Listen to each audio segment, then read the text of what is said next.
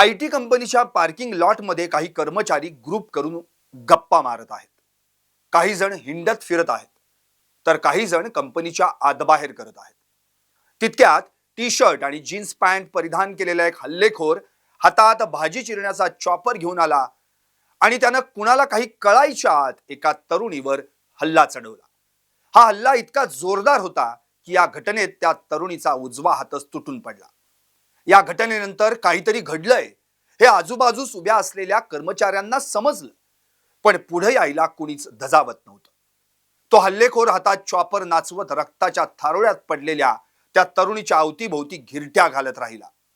नंतर तो पुन्हा तिच्या जवळ गेला. ती जिवंत आहे की मेली याची खात्री केली. नंतर मोठ्या आयटीत कुणाला तरी फोन लावत थोडा बाजूला गेला आणि उजव्या हातातला चॉपर खाली फेकला. आता मात्र पांगलेली गर्दी त्याच्या भोवती जमू लागली. मग एक एक करत सर्वजण पुढे आले आणि त्याला लाथाबुक्क्यांनी मारहाण करायला सुरुवात केली. त्या हल्लेखोरानं हातातलं शस्त्र खाली फेकल्यानंतर सर्वजण त्याच्यावर तुटून पडले. पण त्या पश्चात शक्तीचा आता कुणाला फायदा होणार होता. त्या तरुणीवरील हल्ल्याचा मन सुन्न करणारा व्हिडिओ टॉप न्यूज मराठीच्या हाती लागला.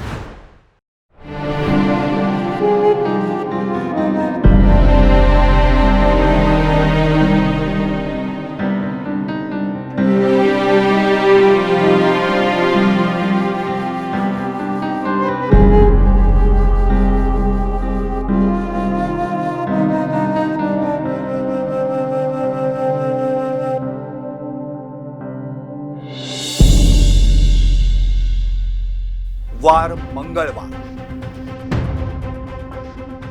वेळ सायंकाळची 6:15. स्थळ येरवडा परिसरातील रामवाडी इथल्या एका आयटी कंपनीचं पार्किंग.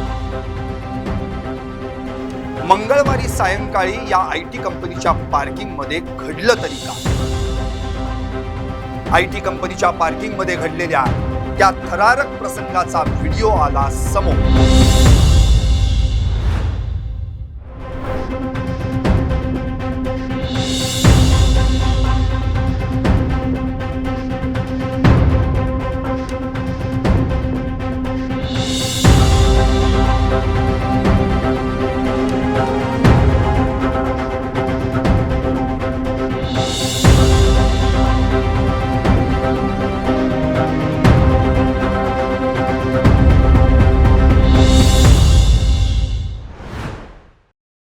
पाहिलात ना व्हिडिओ? हल्लेखोरानं चढवलेल्या हल्ल्यात उजवा हात तुटून पडल्यानं मोठ्या प्रमाणावर रक्तस्राव झालेली तरुणी उपचारादरम्यान रुग्णालयात मृत्यू पावली. WNS आयटी कंपनीच्या पार्किंग लॉट मध्ये त्यावेळी कैक तरुणी उभे होते. या सगळ्यांनी केवळ आरडाओरडा जरी केला असता तरीही हा तरुण स्वतःच्या जीवाला घाबरून या ठिकाणून पळून गेला असता. मात्र इतकी सगळी माणसं असूनही आपल्याला अडवायला कुणीच येत नाही. आपल्या या सगळ्या कृत्यांकडे कानाडोळा केला जातोय. याचाच गैरफायदा घेत हा आरोपी या तरुणीला मारण्यासाठी, तिच्यावर हल्ला करण्यासाठी पुढे आला. त्याने तिच्यावर हल्ला सुद्धा केला. त्यामुळेच या घटनेवरून आपल्याला एक गोष्ट स्पष्ट होताना दिसतीये, ती म्हणजे गर्दीचा फायदा केवळ चोरूचक्केच घेतात असं नाहीये, तर अशा पद्धतीने शांत बसणाऱ्या मूक गर्दीचा फायदा अशा प्रकारचे हल्लेखोर सुद्धा घेऊ शकतात आणि घेतात, हे सुद्धा या घटनेतून दिसून येतंय. सर्वांच्या डोळ्यात देखत तो हल्लेखोर जेव्हा त्या तरुणीला मारत होता त्याच वेळी आपली सारी शक्ती एकवटून त्याला रोखण्यासाठी ही एकी दाखवली गेली असती तर त्या तरुणीचा जीव वाचला असता. ती तरुणी जीवाच्या आकांतानं मला वाचवा म्हणून ओरडत होती, रडत होती, विव्हळत होती. पण त्यावेळी तिच्या मदतीला कुणीही धावून गेलं नाही. तिला मारलं जात असताना किंवा तिला मारलं जाण्यापूर्वीच त्या गर्दीतल्या एकानं जरी धाडस दाखवलं असतं तर. याआधी अशीच एक घटना पुण्यात घडली होती. त्या प्रसंगातही एका तरुणीच्या जीवावर बेतलं होतं.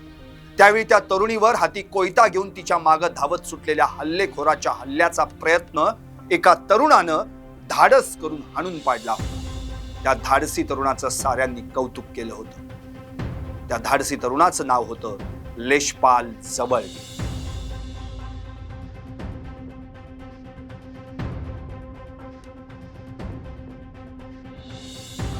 समोर पडली आणि तिने वार केला पण ती बॅगला लागला आणि आमचा ते एक लॅबमधला विद्यार्थी आहे, तो आला आणि त्याला पकडलं, त्याला पण हिसका दिला आणि आमचा मग दुसरा विद्यार्थी हर्षद म्हणून आला, तिने तो कोयता पकडला आणि त्याला हे केलं. पुण्यातील येरवडा परिसरात एका मुलीची कोयत्याने हत्या झालेल्याची व्हिडिओ बघितला, ती बातमी व्हायरल झालेली आहे. मला खूप वाईट वाटलं ते बघून. खूप लाजिरवाणी गोष्ट आहे आपल्या सगळ्यांसाठी. आपण छत्रपती शिवाजी महाराजांचे मावळे स्वतःला एका बाजूने म्हणून घेतो आणि दुसऱ्या बाजूला मात्र एका मुलीवरती एक मुलगा कोयत्याने हल्ला करतोय आणि आपण मात्र बघ्याची भूमिका घेतो. जो मुलगा त्या कोयत्याने हल्ला करतोय त्या मुला इतकेच आपण बघणारे सुद्धा जबाबदार आहोत असं मला वाटतं. आपण असं बघ्याची भूमिका नाही घेतली पाहिजे. ही विकृत मानसिकता आहे बघणाऱ्यांची सुद्धा आणि वार करणाऱ्याची सुद्धा. आपल्याच घरातील कोणतरी भगिनी आहे, आई आहे, कोणीतरी मुलगी आहे असं समजून आपण तिथं समोर जाऊन तो जीव वाचवायचा आपण प्रयत्न केला पाहिजे. शिवाजी महाराजांचे मावळे आहोत आपण. आपल्या महाराष्ट्राचं, आपल्या शहराचं नाव असं कोण खराब करत असेल तर ती विकृती तिथंच आपण ठेचून काढली पाहिजे असं मला वाटतं. एकीचं बळ योग्य ठिकाणी वापरलं तर योग्य परिणाम साधता येतो. पश्चात बुद्धी काय कामाची असते त्याबरोबरच पश्चात शक्ती देखील काय कामाची हेच या घटनेवरून स्पष्ट होतं आहे. त्या बघ्यांच्या गर्दीत एखादा लेशपाल उभा राहिला असता तर ती तरुणी निश्चितच वाचली असती आणि त्या बघ्यांच्या माती केवळ बघे राहण्याचा शिक्का बसला नसता. ही घटना घडते वेळी तिथं उपस्थित असलेल्या प्रत्येकानं थोडा विचार करा. फक्त एक हल्लेखोर, शेकडो बघे आणि तिचा मृत्यू. परवा दिवशी पुण्यात संध्याकाळच्या सुमारास एक घटना घडली, ज्या घटनेने संपूर्ण पुणे शहराला हादरवून टाकलं होतं. कारण IT क्षेत्रात काम करणाऱ्या एका तरुणीचा जीव गेलेला होता. पुण्यातल्याच येरवडा परिसरामध्ये असलेल्या WNS कंपनीच्या परिसरात ही सगळी घटना घडलेली होती. आर्थिक वादातून एका तरुणाने या तरुणीवरती चाकूने हल्ला केला होता. भाजी चिरण्याचा हा चाकू होता, मात्र दिसायला आत्ताचे जे व्हिडिओ आपण पाहिले तर चॉपर सारखं त्याच्या हातात काहीतरी दिसून येत आहे. धारदार शस्त्राने आधी या तरुणीवरती हल्ला केला, त्यानंतर या सगळ्यामध्ये या तरुणीचा जीव सुद्धा गेलेला आहे. मात्र या सगळ्याच प्रकरणात नंतर आज या प्रकरणातला व्हिडिओ समोर आला, ज्या व्हिडिओतून जी काही मानसिकता दिसून आली, यामुळे समस्त पुणेकरांना ही जी मानसिकता आहे ती नेमकी काय आहे, माणूस इतका विकृत का होतोय हा एक प्रश्न पडलाय. मात्र दुसरीकडे हा तरुण या तरुणीवरती हल्ला करत असताना, तिला मारत असताना बघ्यांची भूमिका इतकी जास्त होती. किमान तिथे 80 ते 100 माणसं होती, मात्र यापैकी कुणीही पुढे आलेलं नाही आणि त्या तरुणीचा जीवही वाचवला नाही. जर याच्यातल्या 10 जणांनी जरी हिंमत दाखवून हे लोक पुढे आले असते तर कदाचित या तरुणीचा जीव वाचला होता. आणि याच सगळ्या प्रकरणावरती बोलण्यासाठी माझ्याबरोबर आता रुपाली ठोंबरे आहेत. वेळोवेळी त्या महिलांच्या प्रश्नांवरती आवाज उठवत असतात आणि ही संपूर्ण ही भूमिका पाहिली, आत्ताची ही घटना पाहिली तर ही घटना अतिशय दुर्दैवी आहे. ताई, काय वाटतंय महिला म्हणून किंवा एक माणूस म्हणून या घटनेकडे बघताना? मुळामध्ये पुणे शहरामध्ये आणि ते पण IT कंपनीमध्ये ही घटना घडतीये. खरंच महिला सुरक्षित नाही हे तर 100% आहे, परंतु आपण बघितलं पाहिजे की जी समोरचे गुन्हेगार आहेत त्यांची मेंटॅलिटी कोणत्या लेवलला जाते. विषय किती किरकोळ आहे की ते दोघं एका कंपनीत काम करतात, तिने त्याच्याकडनं पैसे घेतले होते, म्हणजे दोघं मित्रमैत्रिणी होते आणि ते पैसे तो वारंवार तिला मागत होता, आज उद्या होणार होतं. फक्त पैशासाठी एक जीव घ्यायचा, म्हणजे समोरचा माणूस मारायचा आणि स्वतःचं आणि कुटुंबाची अवहेलना करून घ्यायची. या विकृती आपल्या डोळ्यासमोर येते. आणि तुम्ही मगातपासून म्हणताय की 100 जण होती. या गुन्ह्याच्या ह्याच्यातनं पैलूतनं वेगवेगळे पैलू आहेत. लक्षात घ्या की एकतर ते IT क्षेत्र होतं, तिथं कॅमेरा वगैरे बाकीच्या सगळ्या गोष्टी असतील. त्या 100 जणांपैकी तुम्ही तरी 10 म्हणतायत, 2 जणांनी जरी एकाला त्याला पकडलं असतं आणि हिला समजा वार व्हायच्या आधी बाजूला केलं असतं तर ती जीवानिशी मुकली नसती.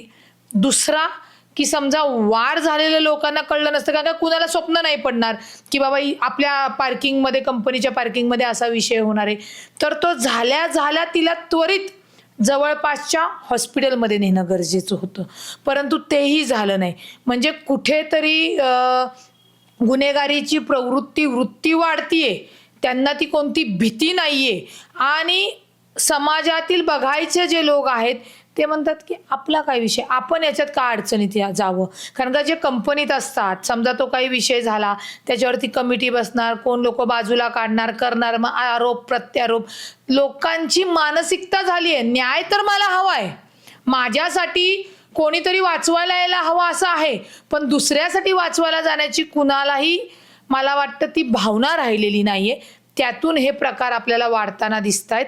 आणि खरंच अतिशय गंभीर आणि निर्दयीपणे ती मुलगी गेली. म्हणजे तिला वाटतं चाकूने तिचा हात कापला गेला आणि तिची ज्या काय म्हणजे रक्तस्राव जास्त झाल्यामुळे ऑब्व्हियसली की त्या शरीराला ते नाही हे झालं आणि तिचा तो त्याने केलेल्या हल्ल्यामध्ये तिचा तो खून झाला. आता त्या मुलाला जर तो ज्या कंपनीत कामाला आहे त्याचा एवढा राग, त्याच्या आजूबाजूची भोवतालची परिस्थिती, याचा आपण एक माणूस म्हणून विचार करू. कायद्यामध्ये याचा कोणी विचार करत नाही. तो विकृत आहे, गुन्हेगार आहे, त्याला शिक्षा झाली पाहिजे. पण ही परिस्थिती निर्माण का झाली? कोणीही, महिलांना तर माझं सांगणं आहे, कोणीतरी श्रीकृष्ण बनून येण्यापेक्षा स्वतः श्रीकृष्ण बना. आता त्या मुलीलाही माहिती नव्हतं. आता त्यांचे काय आर्थिक व्यवहार होते, दोघंही सज्ञान आहेत. आपल्याला जेव्हा त्याचा तपास होईल किंवा जे काही पोलिसांनी तपासात सांगितलं त्याच्यावरनं जर बघितलं, 4 लाख रुपये, काहीतरी 50,000 25,000 रुपये देऊन दिले होते. आता समजा त्या मुलीने पैसे दिले नसते तर हा कंप्लेंट करू शकत होता, हा तिच्यावर तक्रार दाखल करून कोर्टात केस दाखल करू शकत होता. मारण्याची गरज नव्हती. पण या टोकाला त्याची जाण्याची जी विकृती आलेली आहे ती अजून बघितलं पाहिजे की फक्त आर्थिक व्यवहारच होता का अजून काही कोणत्या इतर कारणं आहेत. ही कारणंही बघणं गरजेचं आहे. पण मी सांगेल की आता ठीक आहे, ही घटना घडलेली आहे, गुन्हा घडल्यानंतर पोलीस गुन्हा दाखल करणार, त्याला शिक्षा होणार, या सगळ्या गोष्टी झाल्या तरी जी मयत आहे मुलगी ती परत येऊ शकणार नाही. आणि सगळ्या लोकांना आजकाल टेन्शन आहे की माझ्या घरातली महिला सुरक्षित नाही. तर माझं सांगणं आहे त्या महिलांना तुम्ही एक आधार द्या, समुपदेश घ्या. महिलांनी पण लक्षात घेतलं पाहिजे, एवढ्या इझिली तुम्ही जी क्रिमिनल ॲक्टिव्हिटीज करताय, म्हणजे त्याला मी म्हणजे व्यवहारातनं त्याला एवढं इझीमध्ये घेऊ नका. कारण का त्याच्यातनं आपला जीव जाऊ शकतो. म्हणजे काय होतं की मुली सज्ञान होतात, मग त्या मित्रमैत्रिणी होतात, मग मित्रमैत्रिणीच्या ह्याच्यातनं मग त्या महिला असो किंवा पुरुष असो त्या मैत्रीतनं व्यवहारातनं हे अशी क्रिमिनल ॲक्टिव्हिटीज होते. तर आपल्या सोबतचा जो काही मित्रपरिवार आहे तो चांगला असला पाहिजे. किंवा जेव्हा चुकतं तेव्हा असे मित्रमैत्रिणी पाहिजे की हे चुकलेलं आहे, हे तू करू नको, ही सांगणारी लोक पाहिजेत. तर हे प्रकार, या प्रकारावर आपण आटोक्यात आणू शकू. संपणार नाहीत, 100% त्याचा रिझल्ट मी म्हणेल मिळणार नाही, पण आटोक्यात आणू शकू. तुम्हाला आठवत असेल MPCची मुलगी इथे होती, तिच्यावर कोयत्याने वार झाले. तो तिचा पहिला प्रियकर का मित्र होता आणि तिने त्याच्याबरोबर इथं राहून काय ते मेस असेल, जेवण असेल, एकमेकांना अर्थसहाय्य करणं, सांभाळणं याच्या ह्याच्यात नव्हतं आणि तिने अचानक त्याच्याशी बोलणं बंद केलं. म्हणजे तुम्ही जर गुन्ह्याच्या प्रत्येक घटनेचा विचार तुम्हाला करावाच लागेल जर या घटना तुम्हाला आटोक्यात आणायच्या असतील तर. आणि हे समुपदेशन घरातनं, आपल्या भावाकडनं, वडिलांकडनं, काकांकडनं, मामाकडनं, मित्रपरिवाराकडनं, मैत्रिणींकडनं मिळणं गरजेचं आहे. सेम जे म्हणजे स्त्री आणि पुरुषमध्ये नेहमी स्त्रियांवर अन्याय होतो, आम्ही स्त्रियांच्या बाजूने बोलणारं जरी असलो तरी हीच परिस्थिती पुरुषांवर सुद्धा आलेली आहे. त्यामुळे जे 18 वर्षहून मोठी होत आहेत आणि जे तुम्ही गावाकडनं किंवा इतर गावाकडनं पुणे शहरामध्ये येत आहेत त्यावेळा पालकांची जबाबदारी वाढते. पालकांना राहा हॉस्टेलला, कर काय करायचं कर, हे बंद करा. कारण का पुणे शहर आता एक हब झालेलं आहे. पुणे शहरामध्ये बाहेरच्या मुलांचा लोंढा वाढलेला आहे, मुलींचा लोंढा वाढलाय. मी साधी गोष्ट सांगते, मी ज्या पेठेत राहते, पुणे शहर हे पेठेतलं हार्ट ऑफ सिटी आहे. आमच्या इथे कधीही मुली पान टपरीवर जाऊन सिगरेट पिताना कधीच तुम्हाला दिसणार नाही. परंतु या येत्या काळामध्ये म्हणजे सिम्बॉयसिस असेल किंवा IT हब वगैरे आम्ही समजू शकू, बाहेरनं आलेत त्यांच्या त्यांना जरी स्वातंत्र्य असलं तरी मुली सिगरेट पान टपरीवर म्हणजे मी ज्या पेठेत राहते तिथे राजा केळकर संग्रहालयाच्या पुढे एक टपरी आहे, लिटरली 2 जीन्स पॅन्टवर एक चहा पित होते आणि एक मस्त फुरकारा मागत होती. मी शॉक झाले की ह्या मुलींना बघून, बारक्या कारण का तिथं पुढे शाळा, आदर्श शाळा आहे, इतर मुली काय म्हणतील, बघा बाई काय टपरीवर पोरगी उभी आणि काय थाटात सिगरेट मारती. तिला जरी तिचं स्वातंत्र्य असलं तरी बाई तुझ्या या कृत्यामुळे आमची पुढची पिढी खराब होतीये. त्यांना असं वाटतं ही करतीये तर मी का नाही, या सगळ्या गोष्टी आहेत. त्याच्यामुळे पुणे शहरामध्ये जे लोकप्रतिनिधी असतील, जे कार्यकर्ते असतील, जे सामाजिक कार्यकर्ते, यांनी आपला आपला प्रभाग सांभाळणं गरजेचं आहे. रस्त्यावर नाहकपणे जे गुंड बसतात, गुंड प्रवृत्तीचे बसतात किंवा गुन्हेगारीचे जे काही त्यांचे हालत की 24 तास तिथं चौकात बसून राहणं, हसणं, खेळणं, ती बंद केली पाहिजेत. जी मुलं टवाळकी करतात ती बंद केली पाहिजे. जरी ती आमची स्थानिक असली तर त्यांना त्यांचं घर आहे, आई वडिलांनी त्यांना मोकाटपणे रस्त्यावर स्वतःच्या घरातला त्रास वाचवण्यासाठी बाहेर सोडू नये, या मताशी मी आलेली आहे. कारण का जोपर्यंत पोलीस, गृह खातं स्पष्टपणे ही प्रतिबंधक कारवाई करणार नाही, लोकप्रतिनिधी त्यांना साथ देणार नाहीत, तोपर्यंत कुठलाही प्रभाग हा सेफ राहू शकत नाही. येणाऱ्या काळामध्ये आपल्याला या गोष्टी प्रामुख्याने कराव्या लागतील. कारण का काय होतं, जेव्हा गुन्हा दाखल केल्यानंतर लगेच आई वडील येतात, अरे बघा ना तुमची मुलगी काय करते, तुमचा मुलगा काय करतो. ठीक आहे, वय आहे त्यांचं, किंवा त्यांना जरी अधिकार असले तरी क्रिमिनल ऍक्टिव्हिटीज करण्याचा त्यांना अधिकार नाहीये. आता त्या मुलींनी, त्या म्हणजे वडगाव शेरीच्या मर्डरवर येते मी, त्या मुलींनी त्याच्याकडनं पैसे घेतले नाही घेतले, पण नाहक छोट्या पैशासाठी तिला जीव गमवावा लागला. तो तिची फॅमिली त्याला सफर जाणार, जो गुन्हेगार आहे, आरोपी आहे, आता त्याची तर सुटका होणार नाही, तो सफर जाणार, त्याला एवढे सगळे इव्हिडन्स पुरा केस जी चालेल तर त्याला जी काही जन्मठेप होणार आपण असं समजू, त्याची फॅमिली सफर जाणार, त्याच्याही घरात बहिणी बाळी असतील, भाऊ असतील. म्हणजे शेवटी या क्रिमिनल कृत्यामुळे 2 फॅमिली फिनिश झाल्या. पोलिसांचं काम आहे गुन्हा झाल्यानंतर दाखल करणे, त्याला शिक्षा होईल बघणे, याच्या पलीकडे पोलीस काही करू शकत नाही, म्हणजे कायद्याच्या पलीकडे काही करू शकत नाही. हे जर थांबवायचं असेल तर त्या भागातले सामाजिक कार्यकर्ते, लोकप्रतिनिधी यांनी एकत्र येऊन कायदेशीर मार्गाचा अवलंब करून त्याच्यावर प्रतिबंधक कारवाई करून, वचक ठेवून, देखरेख करून काळजी घ्यावी लागणार आहे. ताई, आणखी एक प्रश्न आहे की तुम्ही कायदेतज्ञ आहात, अनेक वर्षांपासून कायद्याचा अभ्यास करताय, प्रॅक्टिसही तुम्ही करता, त्यावरून मला तुम्हाला असा एक प्रश्न विचारायचा आहे. नेहमी जसं आपण मगाशीही म्हटलो की असं काहीतरी घडत असताना लोकांना वाटतं की माझ्या बरोबर होत नाहीये ना, तर मी मध्ये का पडू. तर त्यामागे एक मेंटॅलिटी असते की माझ्या मागे कोर्ट कचेरी लागायला नको किंवा पोलीस लागायला नको. तर तुम्ही कायदेतज्ञ म्हणून एक काही सांगाल की अशा प्रकरणात जर आपण मध्ये आलो तर खरंच कायद्याचं इतका आपल्याला काही त्रास होऊ शकतो? काही खरं त्रास होत नाही, लक्षात घ्या. फक्त जेव्हा ही घटना घडताना समजा एखादा मध्ये गेला तर त्याचं स्टेटमेंट वगैरे जे त्याला जेवढा वेळ लागतो पोलीस स्टेशनला तो लागतो. असं तुम्ही स्वतःवर आल्यानंतर पोलीस स्टेशनला 4-4, 5-5 तास बसताच ना. मग एखाद्याचा जीव वाचत असेल आणि त्याच्यासाठी जर 4-5 तो काही कालावधी, मी पर्टिक्युलरली वेळ नाही म्हणत, परंतु जी काही सिस्टीमसाठी बोलवलं आणि केलं तर तुम्हाला असं हॅरेस व्हायचं कारण काय? तुमच्या बहिणीवर आलं, तुमच्यावर आलं, तुमच्या आईवर आलं, वडिलांवर आलं, भावावर आलं, मित्रावर आलं, त्यावेळी तुम्ही तिथे जाता. मग आता परवाचाच विषय सांगते, 7 लज चौकात जात असताना इकडनं ती जी गाडी होती ती ट्रॅव्हल्सची होती आणि 2 व्हीलरवर मुलगी म्हणजे त्याच्या लहान लेकरू आणि बायको चालली होती. आता त्या गाडीचा त्या 2 व्हीलरला टच राहिला, मी मागच होते, तो मुलगा उतरला आणि त्याने त्या कारवाल्याला 2 वाजवल्या. मी दुसऱ्या मिनिटाला खाली उतरले, का मारतोय, ठीक आहे त्याचं चुकलं, तुझा काय, चल हो पुढं.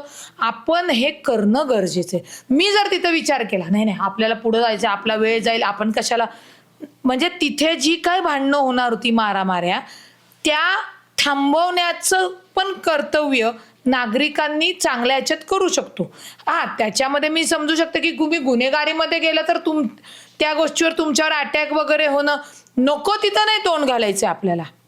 ज्या काही अशा गोष्टी आहेत जिथे आपण एखादा जीव वाचवू शकू किंवा भांडण होणार नाही किंवा प्रतिबंधक म्हणजे घटना घडायच्या आधीच आपण घेतलेली कायदेशीर काळजी, याच्याने लोक काय होतात, आजकाल लोक फक्त मी आणि माझं जीवन मी पुन्हा सांगते, त्यांना मस्त वाटतं की मला जेव्हा फोन येतात त्यांना लगेच वाटतं ताईनी फोन उचलावा, ताईनी पोलिसांशी बोलावं. दमधर, तुझ्यासाठी मी 24 तास अवेलेबल आहे, मला विषय समजून घेऊ दे, मी करते तुला मदत. म्हणजे आमचे तर फोन 24 तास चालू असतात. तसं लोकांनी 24 तास नाही, पण समोर घडतंय तिथे जर थोडंसं हे घेतलं, इनिशिएटिव्ह घेतली तर काही त्रास नाही, काही नाही. मग ते उगीच लोकांना म्हणायला त्रास आहे. असे काही पोलीस, हा बाबा तू मधी पडला, तू का मधी पडला, तू का मदत केली, असं कोणी म्हणत नाही. जसं ॲक्सिडेंट झाल्यानंतर ॲम्ब्युलन्सची जेव्हा अलार्म वाजतो तेव्हा सगळी लोक ॲटोमॅटिकली बाजूला होतात. का तर तो जीव वाचवायचा असतो. त्याच पद्धतीने प्रत्येक नागरिकाने जर आपलं काम चोख पद्धतीने केलं तर ही कोणतीही अडचण येत नाही. मनातला हा भ्रम, भीती बाजूला काढून टाका. पण काय झालंय, स्वातंत्र्य आहे, आम्ही सज्ञान झालोत. आता मी जे तुम्हाला सिगरेट पितानाच्या मुलीचा विषय सांगितला, तिच्याबरोबर 2 मित्र असणार आणि दोघं मस्त झुरके मारणार, मग समानतेचं बोलून उपयोग काय? आपल्या महिलांना समानता कशासाठी आली याचंही भान, याचंही ज्ञान महिलांनी घेतलं पाहिजे. आता अजून तपास चालू आहे, तपासामध्ये कळेल. त्या आरोपीला तर सुट्टी नाहीये, परंतु हे होऊच नये. आणि झाल्यानंतर जे 100 जण बघायची भूमिका घेत होते त्यांनी तिथं जर कृती केली असती तर तिचा जीव वाचला असता. मग त्याच्यावर 307 वगैरे दाखल झाले असं, पण एक जीव तर वाचला असता. जीव वाचवणं म्हणजे फार मोठं काम आहे आणि लोकांनी याचा विचार करावाच लागणार आहे. आज तुम्ही दुसऱ्याला मदत करत नाही आहात, तुम्हाला कोणीही मदत करणार नाही. आणि ही वेळ प्रत्येकावर आज ना उद्या येऊ शकते. त्याच्यामुळे आपल्यासाठी जर कुणी उभं राहायचं असेल तर आपण सुद्धा कुणासाठी तरी उभं राहिलं पाहिजे. याने तुम्ही खरं तिथं उभं राहणं गरजेचं आहे. अजिबात कुठली भीती, कायद्याच्या कुठल्या जाचक याच्यामध्ये त्यांना कोणताही त्रास होत नाही. धन्यवाद ताई, तुम्ही दिलेल्या माहितीबद्दल आणि तुमची जी काही भूमिका मांडली. जसं ताईंनी सांगितलं तशाच पद्धतीने हा जर व्हिडिओ आपण पाहिला तर अक्षरशः अंगावर काटे उभे करणारा हा व्हिडिओ आहे. इतका बिनधास्तपणे हा जो तरुण आहे तो त्या तरुणीला मारत होता. समोर उभे असलेले कित्येक जण बघत होते, अगदी 20 मीटर 50 मीटरच्या अंतरावरतून बघत होते. काही जण व्हिडिओ सुद्धा काढत होते. मात्र कुणालाही असं वाटलं नाही की कोणीतरी पोलिसांना फोन करावा, कोणीतरी मध्ये पडावं. जेव्हा या मुलाने त्या मुलीला मारलं, ती खाली पडली, त्यानंतर त्यांनी त्याच्या हातात असलेलं जे हत्यार होतं, जो चॉपर होता, तो खाली फेकल्याच्या नंतर मग बाकीचे सगळे त्याला मारण्यासाठी धावले. मात्र त्यावेळेस सुद्धा त्याला मारण्यासाठी धावलेल्यांची संख्या जास्त होती. मुलीला बघण्यासाठी धावलेल्यांची संख्या ही अगदी मोजकी 1-2 लोक तिच्यापाशी गेले होते. त्यांनीही तिला हात लावला नाही, लांबून फक्त बघत होते. त्यावेळी सुद्धा ती जिवंत होती. त्यावेळी सुद्धा जर तत्परता दाखवून तिला तात्काळ रुग्णालयात दाखल केलं असतं तर कदाचित अतिरक्तस्रावामुळे जो तिचा मृत्यू झाला तो आपल्याला टाळता आला असता. समाज म्हणून आपण कुठे जात आहोत हे पाहणं, याचा विचार करणं आणि अशा प्रकारच्या घटना घडत असताना पुढे येऊन इनिशिएटिव्ह घेणं हे अत्यंत गरजेचं असल्याचं या घटनेतून पुन्हा एकदा उघड झालंय. कॅमेरा पर्सन निलेश सह समृद्धी जाधव, टॉप न्यूज मराठी, पुणे.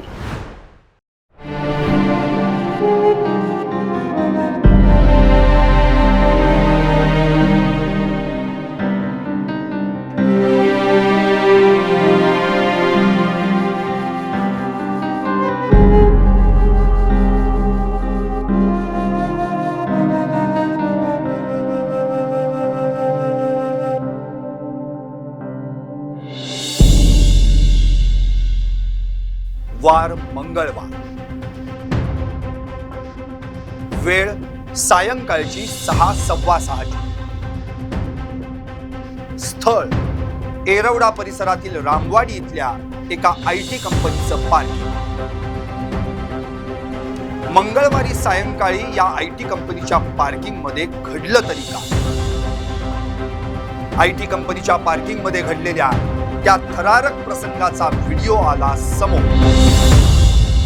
एकूणच काय तर आम्ही केवळ बघे, मरू दे, मारतोय तर मारू दे, आपल्याला काय त्याचं, असं म्हणून कानाडोळा करणारे आपण असे केव्हापासून बनलो? त्या तरुणीच्या जागी समजा आपल्या घरातली अथवा जवळची कोणी व्यक्ती असली असती तरी देखील आपण बघ्याचीच भूमिका घेतली असती का? पाहत रहा टॉप न्यूज मराठी. आपला महाराष्ट्र, आपली बातमी. टूर्स अँड ट्रॅव्हल्स विश्वातील एक विश्वसनीय नाव मँगो हॉलिडेज घेऊन आले आहेत धम्माल फॉरेन टूर्स खास तुमच्यासाठी. एक्झॉटिक युरोप 17 रात्री 18 दिवस, साऊथ आफ्रिकन सफारी, 9 रात्री 10 दिवस. नॉर्दर्न लाईट्स 8 रात्री 9 दिवस. दुबई अबुधाबी 5 रात्री 6 दिवस. व्हिएतनाम कंबोडिया 8 रात्री 9 दिवस. तर आजच आपली सीट बुक करा आणि आपल्या फॉरेन टूर्स मेमोरेबल करा. मँगो हॉलिडेज म्हणजेच अविस्मरणीय सहलीचा अनुभव. मँगो हॉलिडेज, 4था मजला, स्वोजिस कॅपिटल अतिथी रेस्टॉरंटच्या वर, लॉ कॉलेज रस्ता, पुणे 4. संपर्क पुणे 83 839 505 किंवा 80 80 81 74 54. मुंबई 83 839 503 किंवा 96 53 18 74 78.